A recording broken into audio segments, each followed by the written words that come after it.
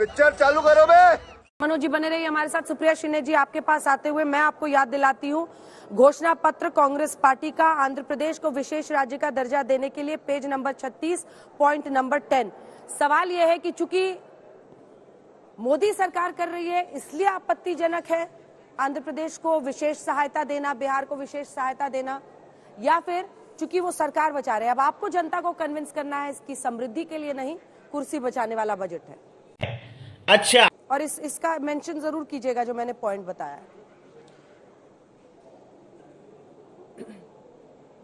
जनता को हमें कन्विंस करने की जरूरत ही नहीं है। जनता तो देख रही है सरकार ने उनके साथ कितना बड़ा धोखा किया है।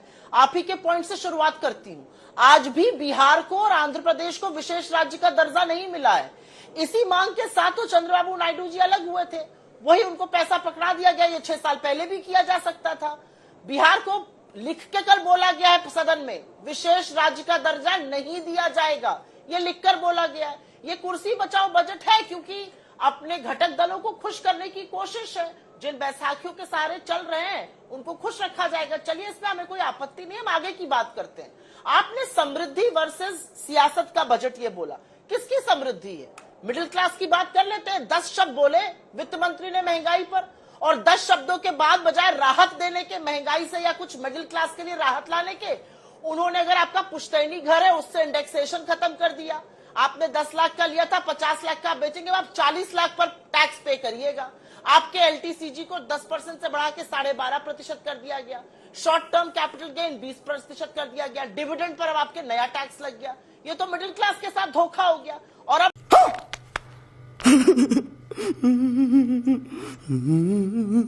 बात कर लेते हैं भारत के किसान की, भारत के युवा की, भारत के स्वास्थ्य की।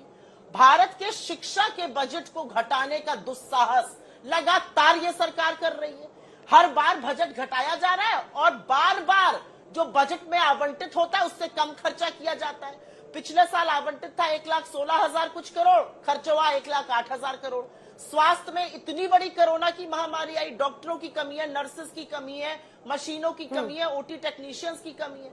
स्वास्थ्य पर आवंटित था 88,000, खर्चा हुआ 80,000 करोड़ से कम। कृषि की मैं अंत में बात जरूर करना चाहती हूं क्योंकि हम कृषि बाहुल्य क्षेत्र हैं। खर्रे में जो लिखकर मिल जाता है उसको पढ़ देने से बजट थोड़ी अच्छा हो जाएगा। कृषि, एग्रीकल्चर एंड एलाइड सर्विसेज का बजट 5वीं बार लगातार घटाया गया टोटल बजट के अनुपात में। और यही नहीं, पिछले साल के आवंटित 1,44,000 करोड़ से कम खर्चा इस बार भी किया गया।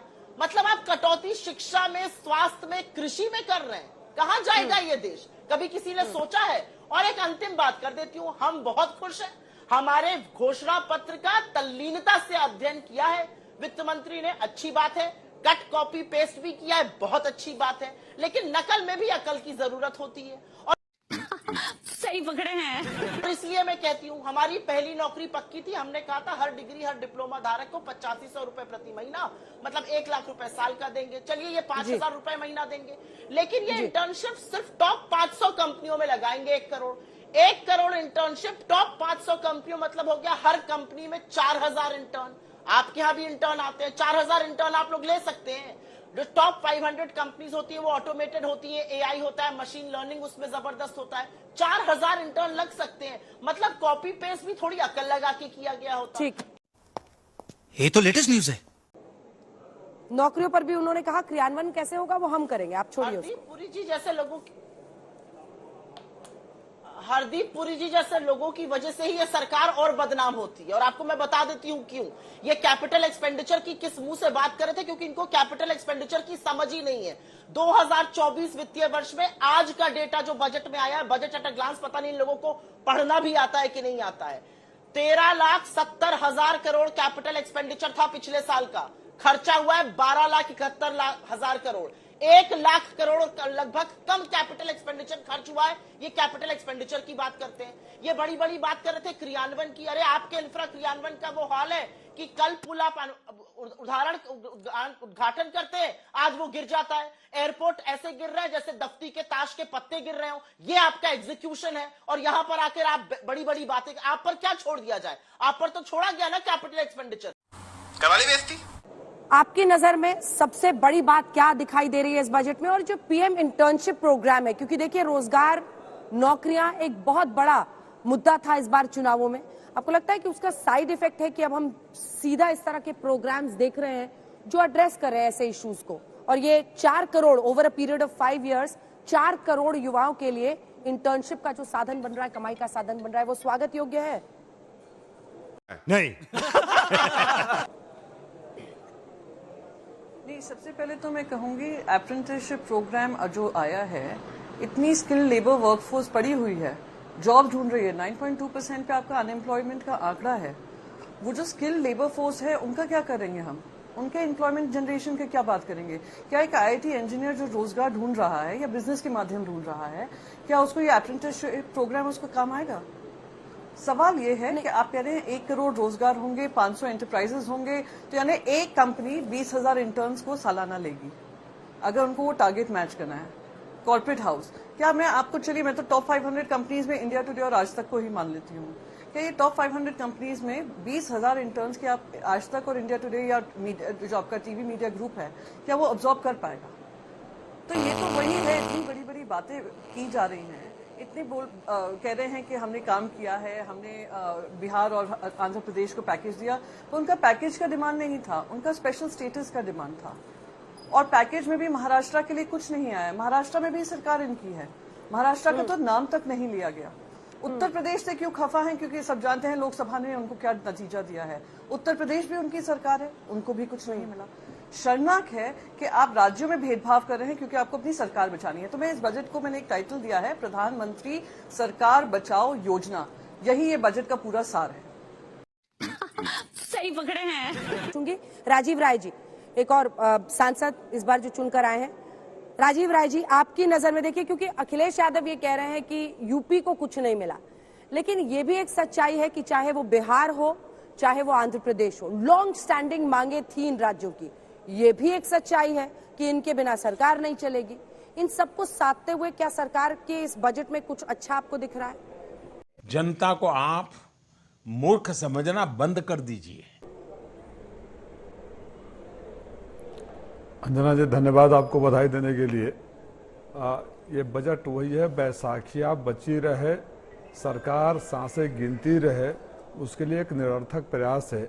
जो सरकार उत्तर प्रदेश, देश का 1/5 आबादी जहां यूपी में रहती है, जिसके पास एक शब्द नहीं है, आप बक्सर से भागलपुर का एक्सप्रेसवे तो बना रहे हैं, लेकिन पूर्वांचल एक्सप्रेसवे जो समाजवादी पार्टी के कॉन्सेप्ट है जिसने शुरू किया था, आप बलिया से 20 किलोमीटर बक्सर नहीं जोड़ सकते। इतनी आपको नफरत हो गई है। डबल इंजन की सरकार, दोनों लोगों के झगड़े में, दिल्ली या लखनऊ के झगड़े में हमारे उत्तर प्रदेश की जनता क्यों पीछे? कहीं रेलवे पर बात नहीं हुई है। और मैं जो अभी प्रियंका जी ने कहा वही बात मैं भी कहने वाला था। ये अग्निवीर कारपोरेट में भी आ गया। हमारे नौजवानों को, अरे आप जो 30 लाख वैकेंसियां खाली हैं उनके बारे में बात नहीं कर रहे हैं, केंद्र सरकार में भर्तियां उसके बारे में बात नहीं कर रहे हैं, उनकी नौकरी देने की बात नहीं कर रहे हैं। आप 2 करोड़ नौकरी, अभी प्रधानमंत्री जी ने कहा कि पिछले 3-4 सालों में 8 करोड़ रोजगार मिल गया था, नौकरी मिल गया था।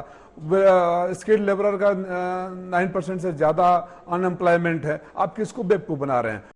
अरे बाप रे, ये तो धोती खोल रहा है। और जो लोग बिहार के बारे में खुश हो रहे हैं, आदरणीय मनोज तिवारी जी और मेरे बड़े भाई त्यागी जी को पता होगा, याद है ना? अगर आप सोच रहे हैं कि 41,000 करोड़ का मिल गया, इतने रोड बन गया, 70,000 करोड़, 80,000 करोड़, 90,000 करोड़, कितना चाहिए? 1 लाख करोड़, चलो 1,15,000 करोड़ दे दिया।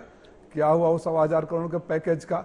इनका ट्रैक रिकॉर्ड भी तो है। अगर 1,15,000 करोड़ का पैकेज मिला था तो उस पैसे का क्या हुआ? उस पैसे के बाद 20 साल से सरकार में रहने वाले अगर रिकॉर्ड बना रहे हैं कि पुलें रोज गिर रही है, पुल गिरने का, एयरपोर्ट गिरने का अगर रिकॉर्ड बना रहे हैं, तो आप किस इंफ्रास्ट्रक्चर डेवलपमेंट की बात कर रहे हैं?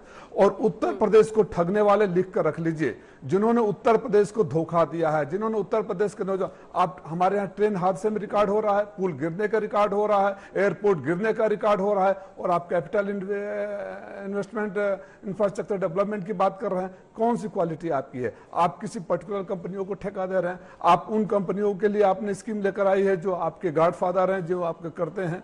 आप किसानों का आमदनी दुगुनी होने के शब्दों की लफाजी से नहीं पड़ता है। बेरोजगारी के बारे में आप कुछ भी बोलो, ये नहीं सुनने वाला। सुप्रिया जी, जल्दी छोटे कमेंट सबसे लेते हैं। सुप्रिया जी आपसे शुरू करके फिर आ रहे हैं मनोज जी, आ रहे हैं। छोटे छोटे, अब बहुत कम टाइम बचा है, 2-2 लाइन के ही कमेंट सुप्रिया जी हो पाएंगे। जी हाँ, बिल्कुल। ये मुश्किल बजट है डिफेंड करने के लिए, और मनोज भाई पूरी अपनी कोशिश कर रहे हैं, उसमें बहुत विफल हो रहे हैं, वो सारी दुनिया देख रही है। पता नहीं आज क्यों इनको अगली परीक्षा के लिए उतारा गया, लेकिन कोई बात नहीं। मनोज भाई बस 3 बातों का जवाब दीजिए। रक्षा के बजट में क्यों कटौती कर दी गई? 9.6% से घटा के 9.4% कर दिया गया। कृषि का बजट 3.25 से घटाकर 3.1 कर दिया गया। यही नहीं, आपने स्वास्थ्य का बजट घटा दिया, आपने शिक्षा का बजट घटा दिया। विकसित भारत हम कैसे बनेंगे? ये 6.5-7% की ग्रोथ से थोड़ी हम विकसित भारत बनेंगे। प्रियंका जी, विकसित भारत हम तब बढ़ेंगे जब पढ़ेगा भारत और बढ़ेगा भारत। प्रियंका जी, ना पढ़ेगा भारत। अरे देवा, ये गड़बड़ है बाबा। तो मनोज जी से एक ही, हाँ, मैं मनोज जी से एक ही चीज कहूंगी, आप खुशी बनाते रहिए और जनता आपको 240 से 40 तक पहुंचा देगी। जरा सोशल मीडिया पे जाइए, आप ही के समर्थक कितना दुखी हैं, उनका दुख समझिए, जनता का दुख समझिए। बहुत हो गई मन की बात, अब जन की बात समझिए। बस मैं यही कहूंगी। राजीव राय, आप क्या बढ़िया था गुरु।